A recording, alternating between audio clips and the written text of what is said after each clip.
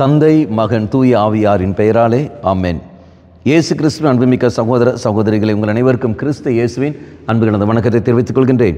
இன்றைய நற்செய்தி பாகமானது மத்தேயு நற்செய்தி 6ஆம் அதிகாரம் 7 முதல் 15 வரையில திருவாக்கியங்கள்.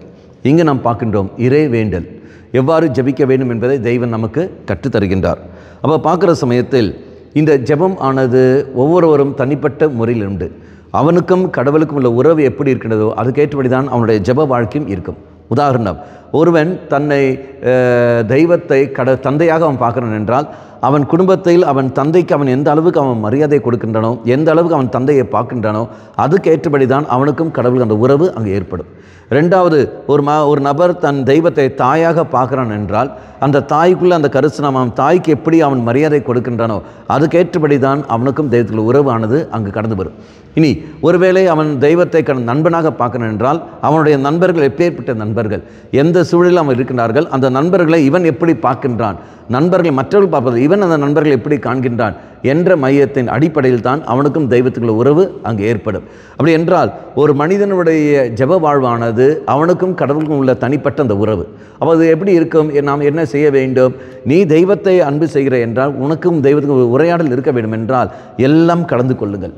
அப்பாவாக பாரு, அம்மாவாக பாரு, தாயாக பாரு, அதே சமயத்தில் நண்பனாக பாரு. அந்த தெய்வத்துக்கு எல்லாமாக இருந்து கொண்டு நீ பேசுகிற சமயத்தில் இது உரையாடல் அங்கே வைக்கின்ற பொழுது நமக்கு அங்கே கிருபை கிடைக்கும். இறைவன் தருகின்ற ஒரே ஒரு கண்டிஷன் மட்டும்தான், உன்னுடைய மன்றாட்டுகள் அங்கே கேட்கப்பட வேண்டும் என்றால் நீ என்ன செய்ய வேண்டும்? மன்னிக்க வேண்டும். அவ்வளவுதான். நான் மன்னிக்கின்றேனோ அந்த நொடியில் தெய்வம் எனக்கு தாயாக மாறுகின்றார், தந்தையாக மாறுகின்றார், நண்பனாக மாறுகின்றார், எனக்கு எல்லாமாக அவர் மாறிவிடுகின்றார். நான் மன்னிக்காமல் நான் இருக்கின்ற சமயத்தில் இது எதுவுமே எனக்கு அங்கே அனுபவம் வருவதில்லை. எதுவும் அனுபவமில்லை. பயம் எனக்குள்ளே வரும், குழப்பங்கள் எனக்குள்ளே கடந்து வரும், வெறுப்பு வைராக்கியங்கள் எனக்குள்ளே கடந்து வரும், பல திண்மைகள் கடந்து வரும். அப்பா என்ன நினைத்து கொண்டு அப்பாவாக தான் இருப்பேன், ஆனால் மகனிட ஸ்தானத்தில் நான் போக மாட்டேன். தெய்வத்தை தாயாக பார்ப்பேனே ஒழிய பேச்சில் தான் இருக்கும் ஒழிய செயல்பாட்டில் நான் மகளாக நான் இருக்க மாட்டேன். கடவுளை நண்பனாக நான் சொல்லுவேனே ஒழிய ஆனால் நண்பர்களுடைய பண்பை நான் எடுத்துக்கொண்டு அனைத்து நான் பகிர்ந்து கொள்ள மாட்டேன். நான் எனக்குள்ளே ஒழித்து வைத்திருப்பேன். அதான் பாவசங்கத்தின் போகாமல் இருப்பது, பலவீனத்தை எடுத்து சொல்லாமல் இருப்பது, இதை நாம் பார்க்கின்றோம். அப்போ நான் தெய்வத்தை எல்லாம் பார்க்க வேண்டும் என்றால் என்னிடத்தில் இருக்கின்ற குற்றங்கள் குறைகள் அந்த பாவங்களை அறிக்கிட வேண்டும். பாவ சங்கீர்த்தனம், எந்த அளவுக்கு நான் பாவ சங்கீர்த்தனம் செய்கின்றேனோ அந்த அளவுக்கு எனக்கும் கடவுளின் உறவு அங்கு நீடித்திருக்கும்.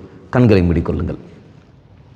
நல்லவனாய் தெய்வமே, இதோ உன்னுடன் ஆழமாக நான் இருக்க வேண்டும் என்று ஆசைப்படுகின்றேன். அதுக்கு தடையாக இருக்கின்ற குற்றங்கள் குறைவுகள் பாவங்கள் அனைத்தையும் நான் விட்டுவிடுகின்றேன். இயேசுவே, நீ கடந்து வாரும். உன்னை நான் தாயாகவும் தந்தையாகவும் நண்பனாகவும் என் வாழ்க்கையில் எல்லாத்துக்கும் எல்லாமாகவும் உன்னை நான் காண ஆசைப்படுகின்றேன்.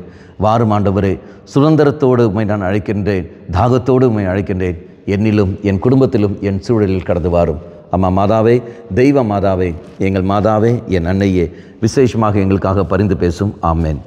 தந்தை மகன் தூய ஆவியாரின் பெயராலே ஆமென்.